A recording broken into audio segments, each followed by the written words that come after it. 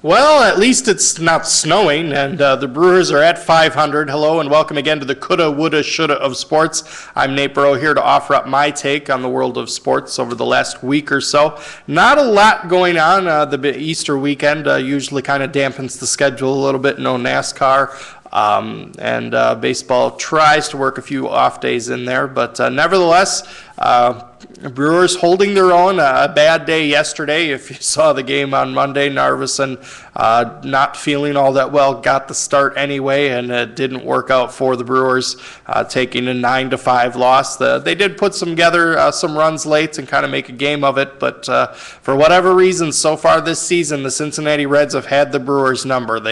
We've talked extensively about the opening sweep, and now Cincinnati comes to Milwaukee, and not much has changed.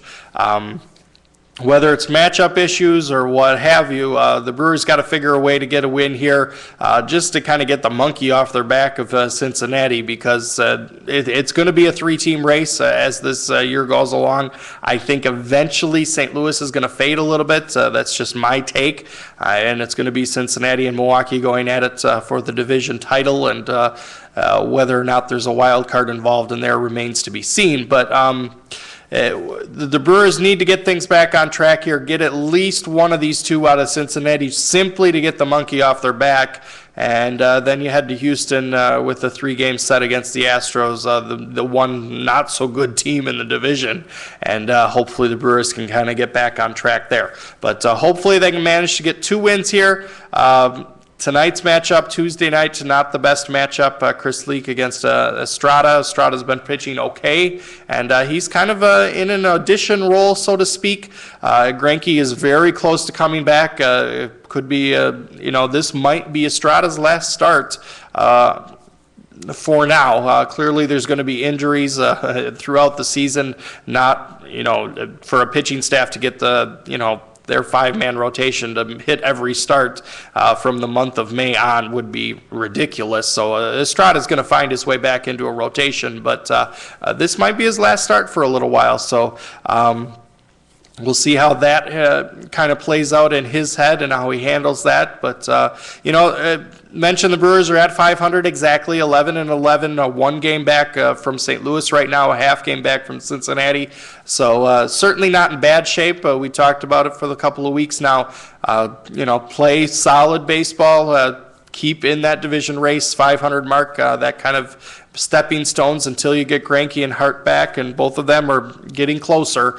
And so, again, get a win, hopefully 2 from Cincinnati, head down to Houston, get a win or 2 down there as well, and kind of get the ball rolling in that regard. And, those guys come back and maybe causes a little spark and gets the momentum really rolling. Division's up for grabs right now. The first one of those 3 teams that are going to get hot for 5, 6, 7 games, that's the team that's going to kind of put their foot in the door and try and run away with it. It's not going to happen as far as running away with it, but it certainly would be nice to be the team that kind of takes command and becomes the team to catch in that division. Not too much else to talk about. The weather and not getting any better outside, but the weather and the holiday weekend mentioned, so not much to talk about high school sports-wise. A busy night on the schedule tonight, Tuesday. We'll see how much of that happens, but Thursday, Friday, busy as well. So check the paper for the schedule for your favorite team if you're interested in watching the high school kids. Lake Mills Gray's baseball team, they get their season underway on Sunday. They're down in Whitewater. They've got 3 home games to open their season. I believe their first home game, or 3 away games to open their year. I believe their first home game is on the 15th. So starting the year on the road, but come summer, they'll be home early, quite often. So we'll have our Sunday afternoons to check out baseball, Thursday nights as well. On the Grays schedule, should be a fun year for them. Sounds like a much newer roster. They've got some new guys coming in and a younger roster, so a little bit of excitement in that regard. That's about it. NFL draft coming up starts Thursday, heads into Friday, Saturday, Sunday type of thing. Just a big mess as far as how they've drawn this thing out. Not a big fan of that process, but that's what's getting the ratings. Packers obviously last pick in the first round. Who knows what's going to be available? Sounds like they might be leaning towards linebacker, not opposed to that. Would like to see some of that. Defensive backs, if there's the right fit available, I would love to see add some depth there. There's certainly some questions on the offensive line as well. So there's some options. Would love to see him get a little bit more depth at running back, maybe later on in the draft, not necessarily right off the bat. But those are kind of the needs in my mind. Certainly defensive line, there's some issues there as well, but I think they can kind of work through that without the draft. But, when you draft that late, there's a million possibilities, and to try and guess at who they're going to take with the 32nd pick overall, who knows?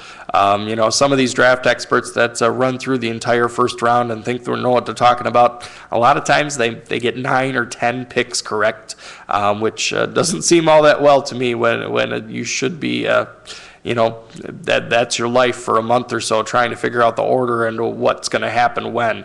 To get 30%, not all that impressive in my mind.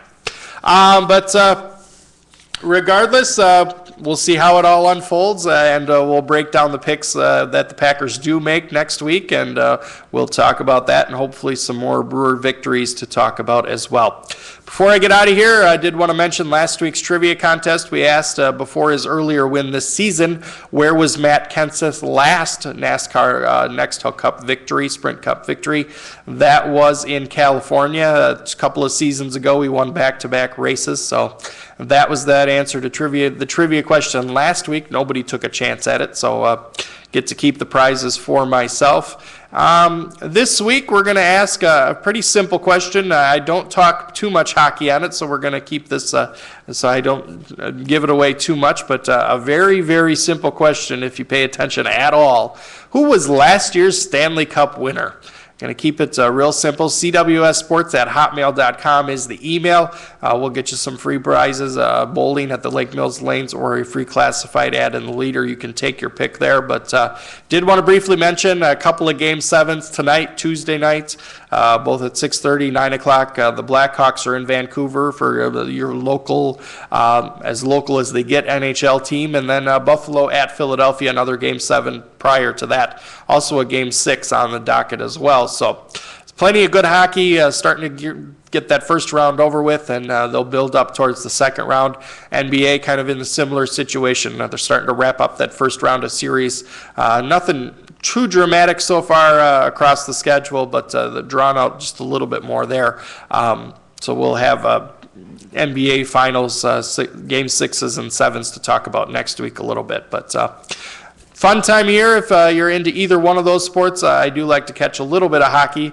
Haven't seen as much as I'd like, so we'll save second round predictions till next week when the matchups are all worked out. Series will be underway a little bit, but still going to throw out a few predictions there. So that's going to wrap it up for this week, and next week we'll talk more about anything I can come up with at the CWS Sports Show.